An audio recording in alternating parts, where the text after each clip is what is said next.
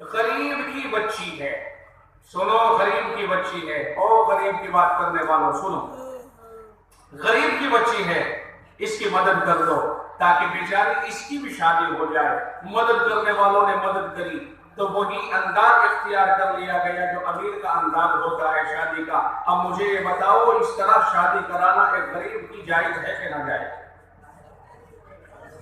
فتویٰ تم دو، سوال میں نے کر لیا۔ شریعت مطہرہ میں یاد رکھنا شادی اور بیاہ اور نکاح کا صرف اتنا سا معاملہ ہے کہ لڑکی عام طور سے نکاح کی مجلس میں نہیں آتی تو اس کا کوئی وکیل بنتا ہے اور 2 گواہ ہو جاتے ہیں، کم سے کم 2 گواہ، اور مہر متعین ہو گیا، فلاں کا بیٹا ہے، فلاں گاؤں کا ہے، فلاں گھرانے کا ہے، کیا اس سے ہم تیری شادی کر دیں؟ اس نے کہہ دیا ہاں، یہ وہ چپ رہ گئی تو ہاں پر ہی دلالت کرتی ہے۔ اب مجھے یہ بتاؤ اس میں کوئی خرچہ ہوا؟ کوئی خرچہ ہو گیا؟ یہاں سے نکاح کی شروعات ہے۔ اب آدمی پھر اسے کتنا ہی مہنگا کر لے، وہ اس کی اپنی کوالٹی ہے کہ وہ کتنا مہنگا کرتا ہے۔ آج کے دور میں نکاح بڑے مہنگے ہو رہے ہیں، بہت مہنگے، 1 کروڑ کا بھی نکاح ہو رہا، 2 کروڑ کا بھی نکاح ہو رہا ہے، اور لڑکے کو بہت مہنگے کر کے روکا جا رہا ہے۔ یہ حال بن رہا ہے۔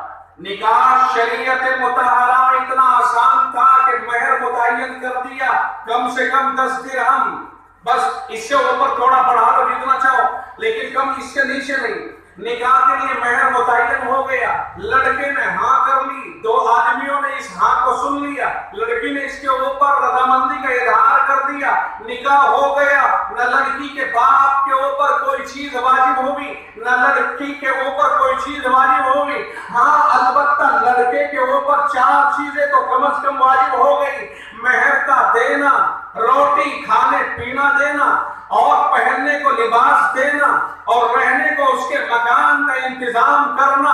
یہ لڑکے کے اوپر واجب ہوئے ہیں، لڑکی کے اوپر نہیں۔ لڑکی نے اپنے آپ کو آپ کے حوالے کر دیا، لڑکی کے باپ نے اپنی بیٹی کو آپ کے حوالے کر دیا ہے۔ لڑکی کے باپ پر آپ کو کھانا دینا بھی نہیں ہے، چلے جائے کہ بارات کو کھانا کھلانے کا کوئی ثبوت پیدا ہو جائے۔ آج شریعت کو الٹ کر اور شریعت کے اندر مداخلت کر کے اور شریعت کو بدل کر کے ہم نے اسلام کا روپ پیش کیا ہے کہ یہ ہے مسلمان۔ یاد رکھیو اللہ کے یہاں پر سوال ہوگا مال کو کہاں خرچ کیا ہے۔ یہ غلط راہیں اور یہ غلط طریقے، شریعت کو مت بدلو، یا تو شریعت مت کہو یا پھر شریعت کہتے ہو تو شریعت کے مطابق چلو۔ یار ہمارے نکاح نہیں خرافاتوں میں تبدیل ہو گئی، ایک فریق اجڑ گیا۔ لڑکی ایک باپ کی ہے، لڑکا دوسرے باپ کا ہے، لڑکی اس باپ نے اپنے جگر کا ٹکڑا آپ کے حوالے کر دیا ہے، اور کیا چاہیے؟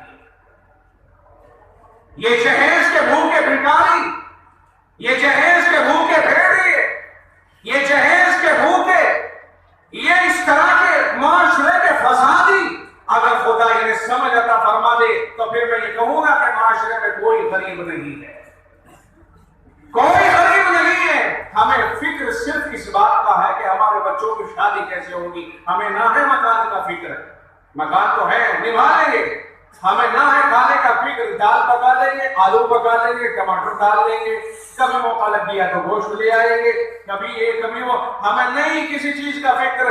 ہمیں اگر فکر ہے تو صرف یہ فکر ہے کہ شادی کرنی ہے۔ آپ بتائیے اس کے سوا آپ کو کوئی اور دوسری فکر ہے؟ آج جو ہمارے پاس میں تعلیم کے لیے پیسہ نہیں رہا، اگر یہی پیسہ ہم ترقی کے لیے خرچ کرتے اور تعلیم کے اوپر خرچ کرتے، کوئی وجہ نہیں کہ ہمارے پاس میں MBBS نہ ہوتے، ہمارے پاس میں IAS اور IPS نہ ہوتے، کوئی وجہ نہیں ہے کہ ہمارے پاس میں پڑھے لکھے نہ ہوتے، علماء کا جب غفیر اور فلاں اور فلاں۔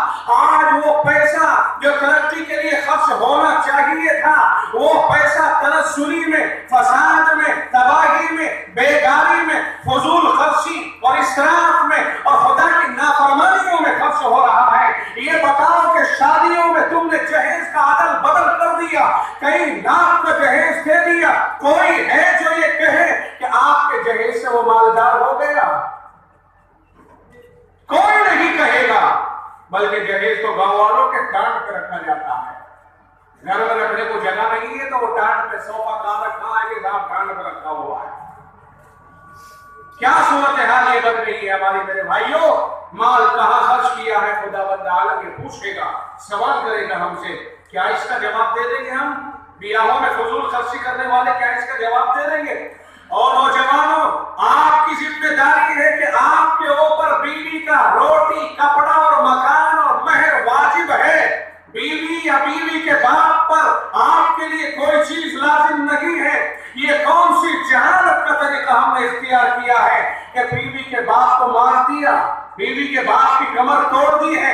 ये उल्टी गंगा कैसे बही है?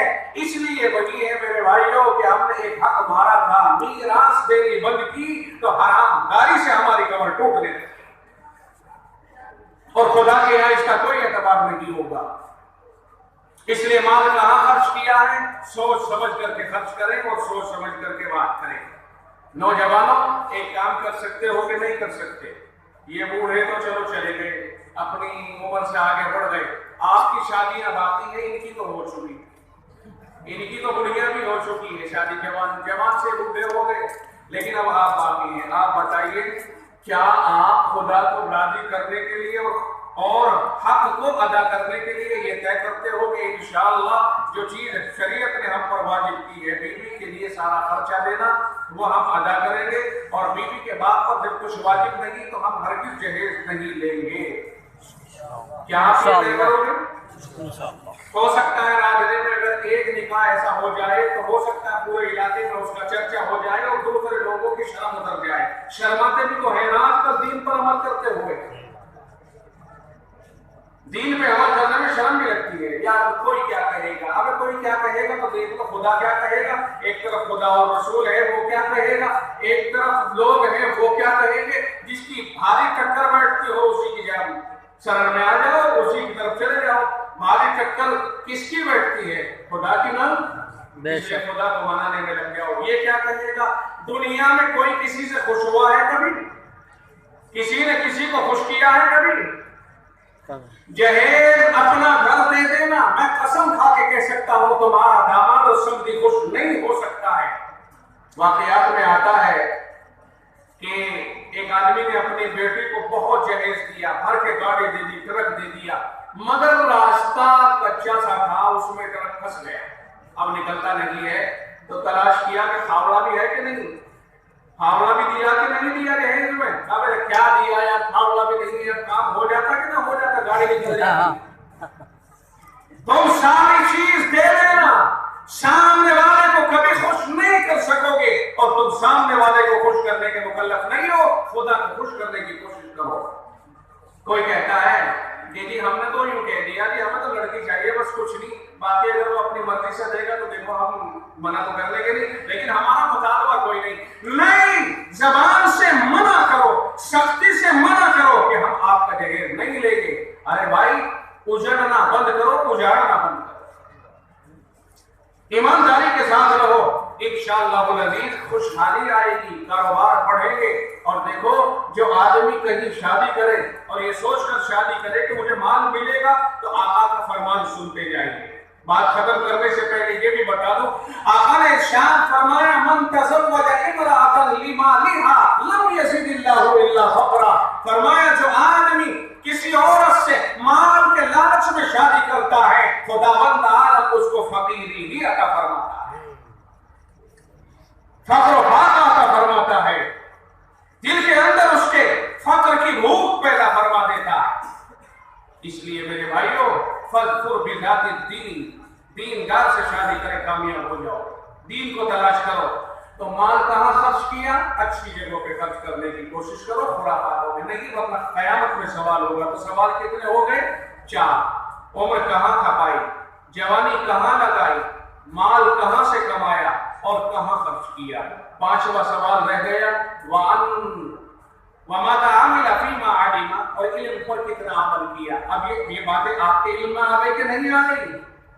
5वां सवाल ये होगा कि इल्म पर तुमने कितना अमल किया। आपके इल्म में जितनी बातें तकरीर की लाइन से आई हैं वो, اور جو علم، اور دیکھو علم حاصل کرنا فرض ہے، دیکھو جو چیزیں فرض ہیں ان کے بارے میں علم حاصل کرنا فرض ہے۔ اللہ کے نبی علیہ السلام نے فرمایا طلب العلم فریضۃ علی کل مسلم، ہر مسلمان پر علم حاصل کرنا فرض ہے۔ مثلا نماز ہم پر فرض ہے تو نماز کے مسائل جاننا بھی فرض ہے۔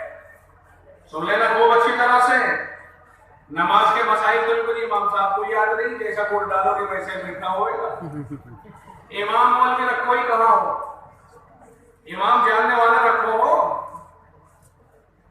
مال کہاں خرچ کیا واپس لوٹ کر کے جاؤ، رب سے کہہ دینا کہ مولا کریم امام کی 20,000 تنخواہ پر خرچ کیا ہے، خدا کی قسم تمہارے بارے کے نیارے ہو جائیں گے، ان اماموں کی تنخواہ بڑھا دو۔ مدرسوں میں مولوی ترس گیا، تڑپ گیا، 5 سے 6 ہونے کو تیار نہیں، اور 6 سے 6:30 ہونے کو تیار نہیں ہے، اور کمیٹی کے وہی چودھری ہیں جی جن کے بڑے بڑے اخراجات، بڑے بڑے خرچے، گاڑی ان کے یہاں، لونوں پر الگ الگ گاڑیاں، اس سارے دولت مند زمیندار، ٹھیکے دار، اور جب مدرسے کی کمیٹی کے اوپر ناک بن کر بیٹھے تو تنخواہ بڑھانے کو تیار نہیں۔ برا لگ گیا ہوگا، ناگ نہ کہوں تو کیا کہوں، آگ کہوں، یا تو ناگ ہے یا آگ ہے، یا تو ڈستے ہیں یا جلاتے ہیں، اور کیا کرتے ہیں۔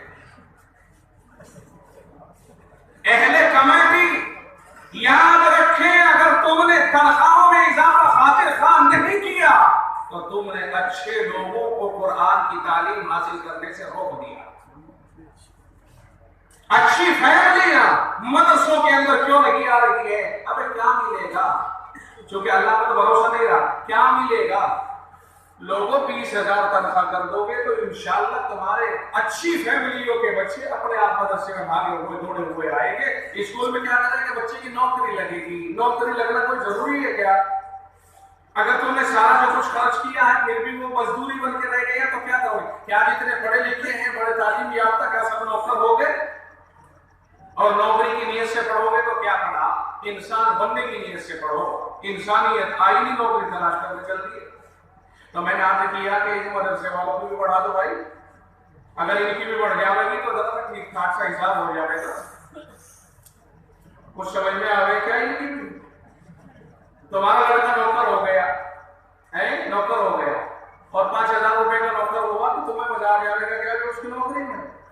تمہارا دل کیا کہے گا؟ 5-7 ہزار کی نوکری کو کوئی نوکری کہو گے تم؟ اس لیے بھائیوں ان کی تنخواہوں کی طرف توجہ دو، ان کی تنخواہوں کی طرف توجہ قرآن کی محبت کہلائے گی، دین کی محبت کہلائے گی، شریعت کی محبت کہلائے گی۔ امام 5,000 کا، 4,000 کا، تو تمہاری نماز بھی ایسی ہوگی، جاؤ قیامت کے لیے جیسی تنخواہ کہو گے اتنی خوشو کے ساتھ۔ اب اس کا دماغ تعویذ میں وہ سوچتا ہے 1-2 تعویذ بھی شروع جب تک اچھی طرح تنخواہوں کی طرف توجہ دو۔ حضرت والا تشریف لائے، میں اس انتظار میں تھا کہ حضرت تشریف لے آئیں گے اور میں اٹھ جاؤں جب تک پیچھے ہوئے آ رہا تھا۔ تو بہرحال یہ 5 باتیں جو میں نے کہی یہ سمجھ میں آ گئی۔ عمر کہاں گزاری، زندگی اور جوانی کہاں لگائی، مال کہاں سے کمایا اور کہاں خرچ کیا، اور علم پر کتنا عمل کیا۔ عمل کرنے کا عہد کرتے ہو نا، انشاءاللہ عمل کرو گے۔ اور آخری بات یہ پیغام کے طور پر اور کہہ دو بھائی، آج کے بعد کسی کا سر کھلا ہوا نہ رہے، اسلام کی نشانی ٹوپی ہے، اس کو اختیار کرو۔ جب تم نے اپنے کو مسلمان کہہ دیا تو پھر اسلام کی اس نشانی کو احتیاط کے ساتھ میں اپنے سروں پہ لاؤ۔ مجھے امید ہے کہ انشاءاللہ کھیت میں ہوں گے، گاڑی پر ہوں گے، بازار میں ہوں گے، کہیں بھی ہو، آپ کے سر کے اوپر اپنی نیلی ٹوپی ہر وقت ہونا ضروری ہے۔ انشاءاللہ مجھے امید ہے کہ آپ اس پیغام کو تسلیم کرو گے۔ کھلا ہوا سر تو نہیں رہے گا بھائی۔ یوں نشانی اگر تم نے لال لگا دی تو کیا کہلاؤ گے؟ بولو کیا کہلاؤ گے؟ اور اگر یہاں تم نے یہ ٹوپی ٹیک دی تو کیا کہلاؤ گے؟ کیا کہلانا پسند کرتے ہو؟ مسلمان۔ جو تمہیں خدا نے کہا ہے وہی کہلانا پسند کرو۔ اللہ